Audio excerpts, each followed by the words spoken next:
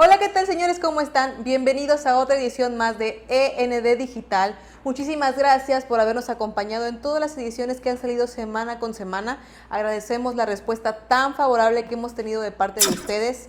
Pero el día de hoy vamos a hacer un stop. El día de hoy vamos a realizar 10 preguntas importantes a nuestro nivel 3 ASNT. Y estas 10 preguntas se van a dividir en dos etapas muy importantes. Antes de ser nivel 3 y después de ser nivel 3. ¿Están listos? Comencemos. Vamos a ver las preguntas de la primera etapa, antes de ser nivel 3. Pregunta número 1. ¿Cuándo inició en los PNDs y cómo fue este acercamiento?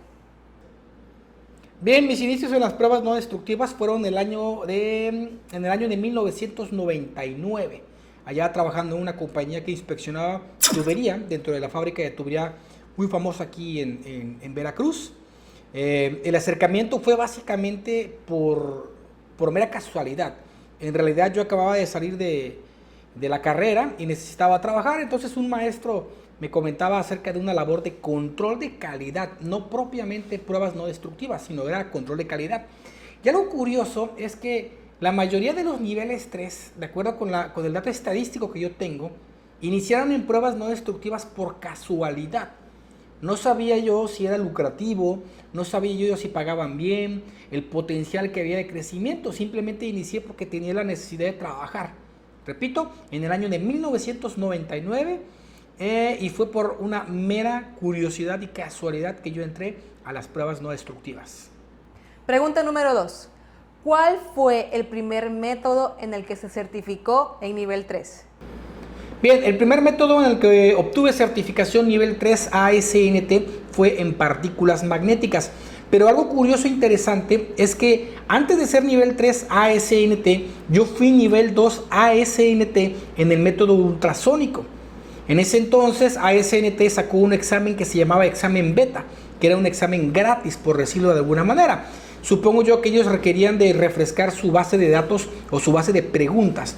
Entonces ese examen fue gratis y el número de preguntas en ese examen era mayor al número de preguntas en un examen regular. Entonces para mí fue muy benéfico haber hecho este examen beta porque yo ya tenía una idea un poco más clara acerca de cuál era la métrica de evaluación y cómo era la mecánica del tipo de exámenes que te ponía SNT. Partículas magnéticas sin duda alguna es un método en el que la mayoría de los niveles 3 se hizo nivel 3 por primera vez porque es el método más fácil de entender. Seguramente hay quienes han hecho en otros métodos, pero en la mayoría de los casos es con partículas magnéticas. Pregunta número 3. ¿Por qué tomar la decisión de ser nivel 3? Bien, esa es una pregunta muy interesante. ¿Por qué tomar la decisión de ser nivel 3? Creo que yo me acercaba en una etapa de mi vida profesional como nivel 2. Mayormente hice radiografía y ultrasonido. Fueron los dos métodos en los que tuve más práctica, en los que se puede decir que tengo más expertise. Y yo creo que la decisión de ser nivel 3 la tomé porque yo ya visualizaba a mis 34, 35 años que ya había muchos niveles 2 y yo tenía antes la idea tonta que tiene mucha gente ahorita, que esos niveles 2 venían a abaratar el mercado. No venían a abaratar el mercado, simplemente es parte de lo que se le llama competencias laborales. Entonces yo decía, o una de dos, o me dedico a otra cosa, es decir, empezar desde cero a mis 34, 35 años, o de plano voy al siguiente nivel, que sería ser nivel 3. Tomé la decisión importante, me salí de trabajar, estuve estudiando 5 meses, 5 horas diarias, me salí de trabajar esos 5 meses, ahí anduve viviendo de mis ahorros, pero valió bastante la pena. Y es más, dato interesante, no tenía dinero para el examen. O sea, ya había estudiado, pero no tenía dinero para el examen, así que pedí un préstamo para poder hacer el examen. Pregunta número 4. ¿Cuál es la barrera más difícil de superar para ser nivel 3? Creo que la barrera más difícil de superar, y ya lo hemos comentado en muchos videos, es el mindset. Intelectualmente hablando, es probable que todos tengamos la misma capacidad exponencial de aprender cualquier cosa. El ser humano, antropológicamente hablando, tiene capacidades similares. Sin embargo, toda esa basura que nos metemos en la mente, todo ese ego, todo ese fábula, todos esos malos hábitos, toda esa toxicidad de la que nos rodeamos es la que no nos permite enfocarnos en cualquier programa de estudio.